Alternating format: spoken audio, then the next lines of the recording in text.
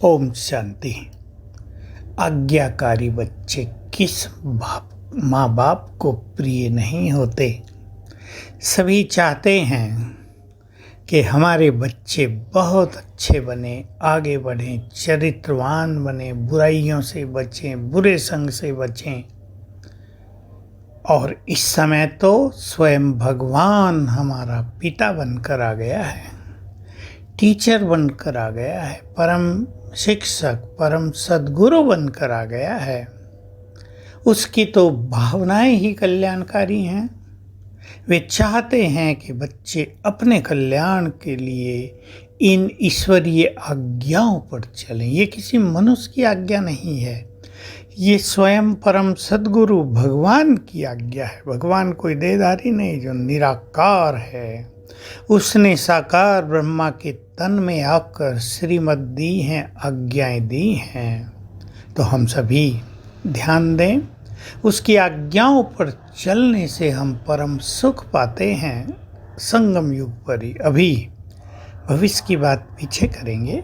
हमें गहन शांति मिलती है, हमें संतोष प्राप्त होता है, हमारी प्योरिटी बढ़ती है, हमें बहुत खुशी रहती है जीवन में, हम ईश्वरीय नशे में झूमते रहते हैं।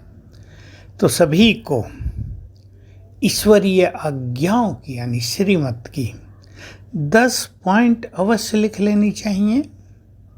अमृत वेले के लिए उसने क्या कहा है। केवल इतना ही नहीं कि अमृत वेले उठ जाओ, वो तो है, लेकिन उठकर क्या करो।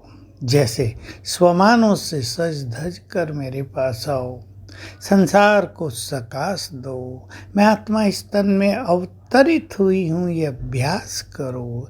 बीज रूप में स्थित होकर अपने विकर्मों को नष्ट करो। बाबा से, परम सद्गुरु से वरदान प्राप्त करो, उनसे मीठी मीठी मन की बातें करो। तो सवेरे का समय ही मन या मैं कहूँ जीवन खुशियों में झूम उठेगा। दूसरी आज्ञा मुरली, ईश्वरीय महावाक्य सुनना, जो रोज सवेरे हमें ऐसा ही अनुभव कराएगा कि हम अमृत पान करते हैं, स्थिति को अमर बनाते हैं, खुशी को अमर बनाते हैं, सुख शांति प्रेम को अमर बनाते हैं। इन सब का बहुत ध्यान देना। ये 2 मुख्य श्रीमत हैं। तीसरी श्रीमत है हमारी खान पान की। दुनिया में तो तामसिक भोजन है, आसुरी भोजन है, हमारा भोजन सात्विक देवताओं वाला भोजन है, उस पर भी ध्यान देना चाहिए। आपके पास परिस्थितियां हैं, आपको इधर उधर रिश्तेदारियों में जाना पड़ता है, मार्ग निकाल लेना चाहिए।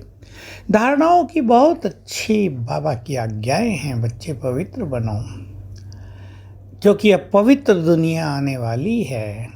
न केवल इस लालच से कि तुम्हें पवित्र दुनिया में उच्च पद पाना है, लेकिन स्वयं पवित्र बनकर तुम प्रकृति को पावन करोगे। तुम इस संसार को सुखमय बनाने में विशेष योगदान दोगे। ऐसे ही और बहुत सारी आज्ञाएं हैं। 5वीं आज्ञा है जो बहुत इम्पोर्टेंट है, बच्चे किसी को मन वचन कर्म से दुख न दो।